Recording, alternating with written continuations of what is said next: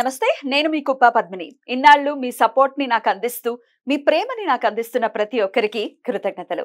ఇప్పుడు చూడబోతున్న ఈ వీడియో కూడా ఖచ్చితంగా మీకు ఉపయోగపడుతుంది.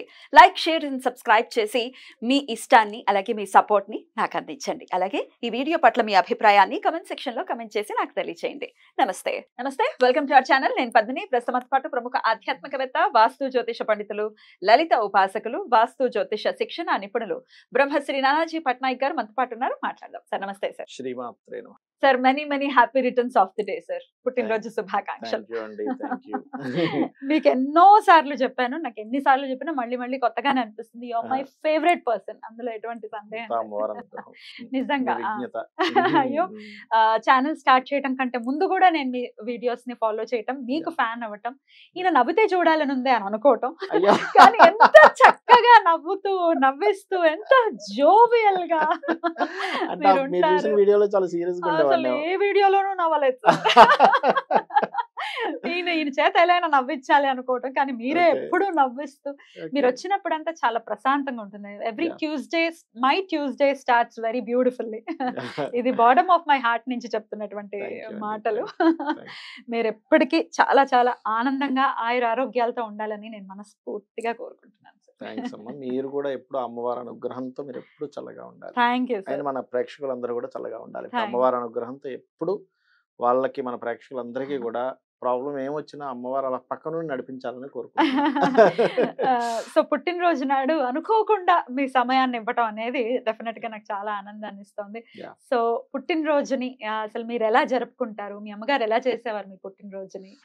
అసలు ఇప్పుడు ఈ టైంలో ఎలా జరుగుతోంది ఒకసారి చెప్పండి. ఇప్పుడైతే నాకు ఒక ఏజ్ వరకు, నా చిన్నప్పుడు పెద్దగా అప్పట్లో పెద్దగా పుట్టినరోజు చేసుకోవడం ఇంత హడావిడి లేదు కదండి. తలంట్లు పోసుకోవడాలు, ఆ తలంటు పోసుకోవడం ఇప్పుడు అంత హంగామా చేసేవారు కాదు కదా. మీకు తెలియదు ఏముంది, ఇప్పుడు అంతా ఏముంది. తలంటు పోసేవారు, గుడికి తీసుకెళ్లేవారు, ఇంట్లో చక్కగా ఒక 2-3 పదార్థాలు, మంచి పదార్థాలు. సరే ఈ రోజు పుట్టినరోజు అంతే, అసలు సిసలైన ఇదే. అదే అంటే ఇప్పుడు ఇంకా ఎక్కువ హంగామాలు చేస్తున్నారు కదా, చెప్తున్నాను చేస్తున్నారు. కానీ నాకున్న అలవాటు ఏంటంటే ప్రతి పుట్టినరోజుకి కూడా ఈ సంవత్సరం నుంచి నేను ఇది ఖచ్చితంగా పాటించాలని డిసైడ్ అవుతా. ఒక రెజల్యూషన్ ఏదో ఉంటుందా? పెట్టుకుంటా ఖచ్చితంగా. ఈ సంవత్సరం ఏంటి? ఇఫ్ ఇట్ ఇస్ పర్సనల్ చెప్పకండి. ఎలాంటి రెజల్యూషన్స్? అంటే ఎప్పుడు అనుకుంటుంటాను యాక్చువల్ గా, నేను ఎప్పుడు కూడా ఏది అంటే అబ్జర్వేషన్, నా లైఫ్ లో ఉండేటువంటి, లైఫ్ లో జరుగుతున్న వాటిని అన్నిటిని తీసుకొని అబ్జర్వ్ చేస్తూ ఉంటాను అనమాట.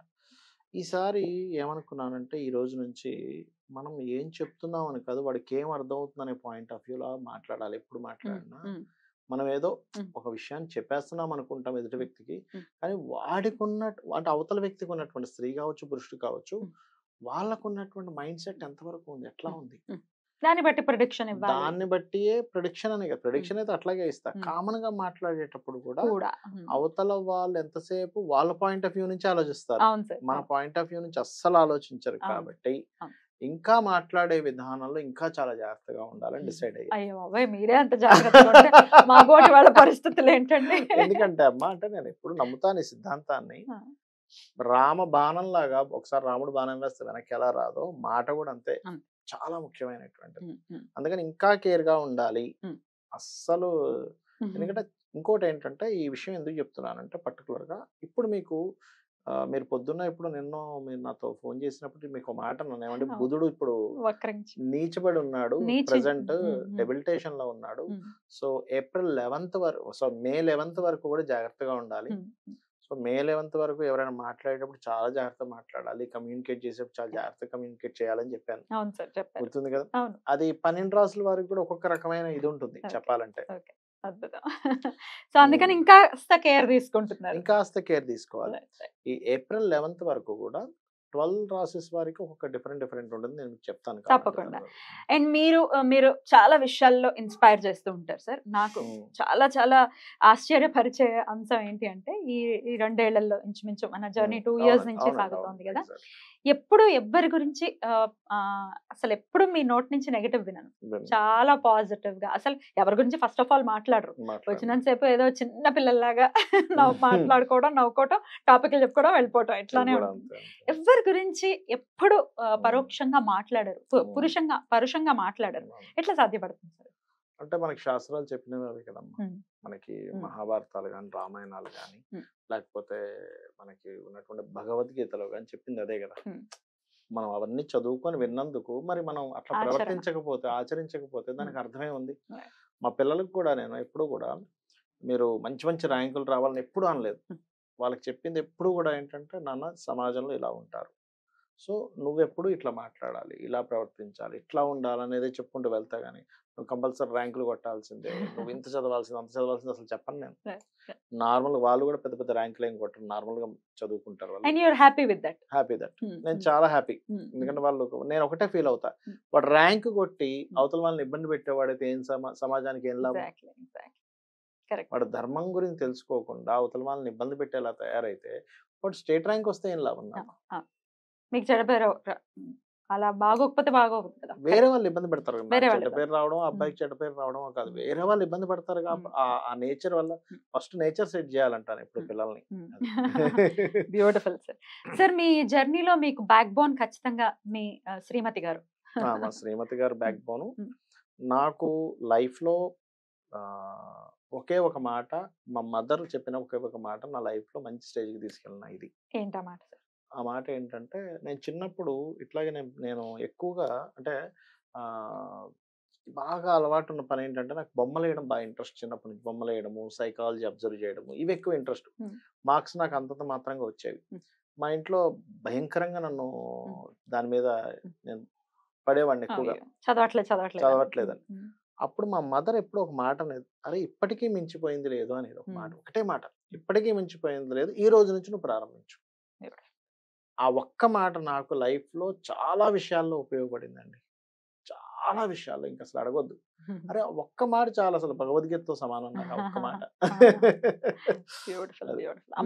అట్ ది సేమ్ టైం మీరు అన్నట్టుగా మా మిస్సెస్ కూడా నాకు బ్యాక్ బోన్ లాగా.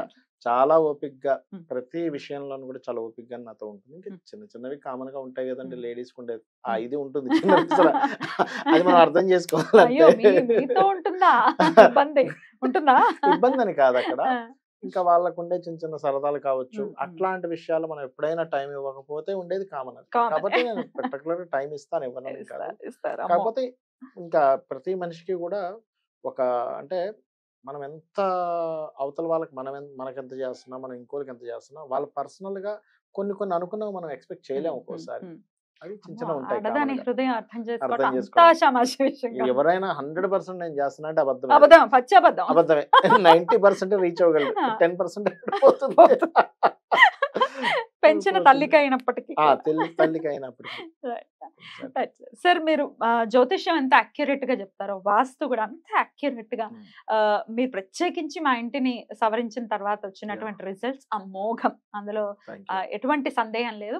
మీరే చెప్పే ఉన్నారు, అలా నార్త్ ఎంట్రన్స్ ఉన్న ఇళ్లలో చాలా మంది వాళ్ళే చేసేసుకుని ఫ్రూట్స్ ని చూసారు, చాలా బ్యూటిఫుల్ గా చేంజెస్ వచ్చాయి అని చెప్పి. ఎందుకింత మీకు డెఫినెట్ గా ఇది ప్యాషన్ ఉంటేనే వచ్చేటటువంటి సబ్జెక్ట్ కదా.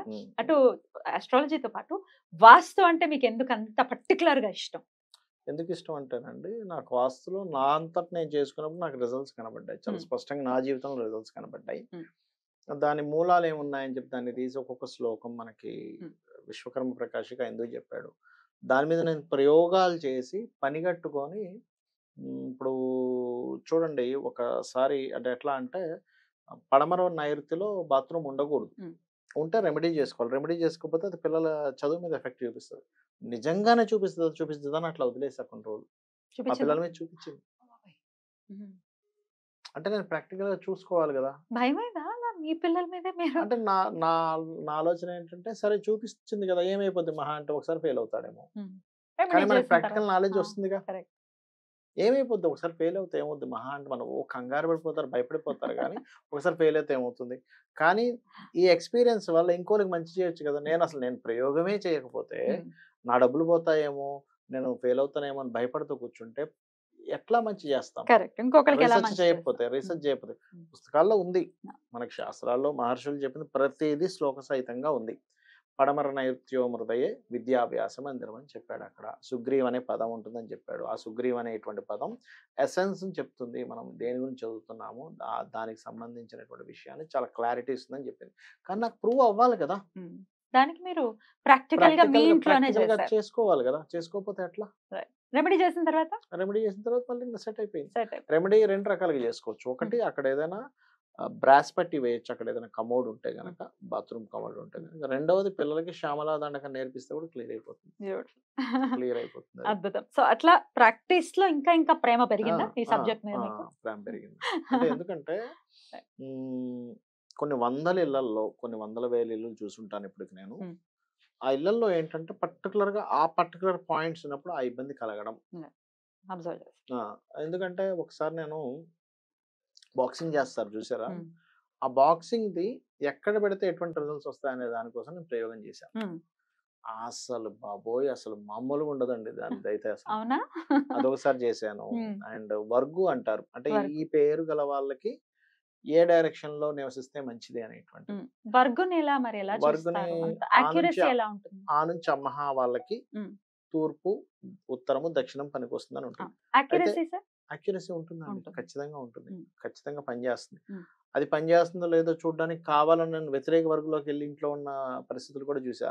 నేను బయటపడడానికి నేను దీక్ష తీసుకోవాల్సి వచ్చింది. చెప్పారు ఆంజనేయ స్వామి దీక్ష. అట్లా అది కూడా నేను ప్రాక్టికల్ గా అంటే ఏంటంటే నేను ఏదో ఇది ఇలా ఉంది, ఇది ఇలాగే జరుగుతుంది నమ్మేసి ఇంకోటి చెప్పేసి, దానికి మనం ప్రాక్టికల్ గా చేసినప్పుడు మనం కాన్ఫిడెంట్ తో చెప్పొచ్చు కదా, లేదు ఇది ఖచ్చితంగా పనిచేస్తుంది. మనం ఎప్పుడైతే కాన్ఫిడెంట్ తో ఒక విషయాన్ని, మంచి విషయాన్ని చెప్పాం అనుకోండి, వాళ్ళకి అలాగే పనిచేస్తుంది. అది కాన్ఫిడెన్స్ మ్యాటర్స్. అట్లా అన్నమాట.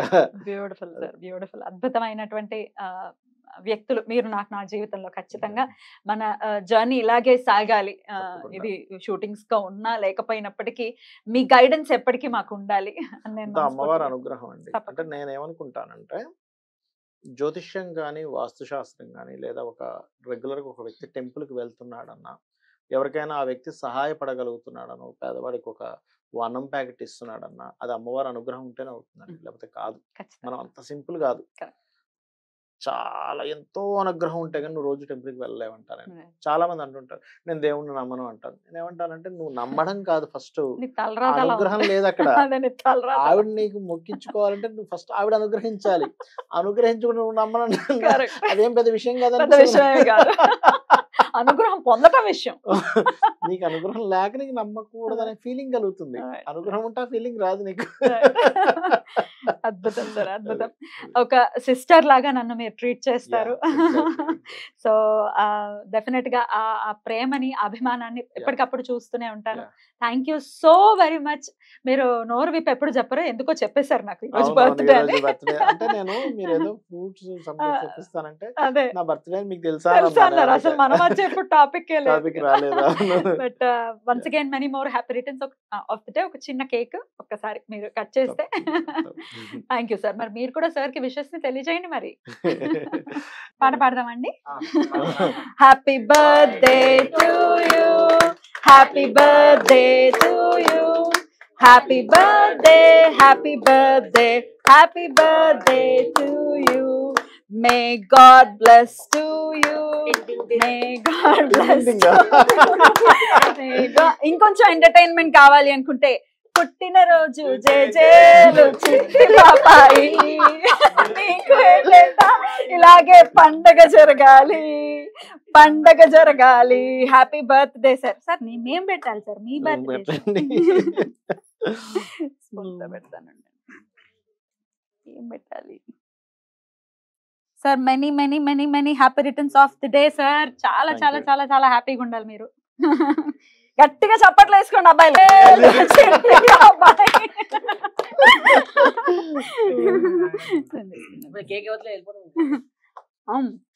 Thank you sir. Happy birthday once again. Thank you so much guys. Thank you అండి. అందరూ విష్ చేసేయండి.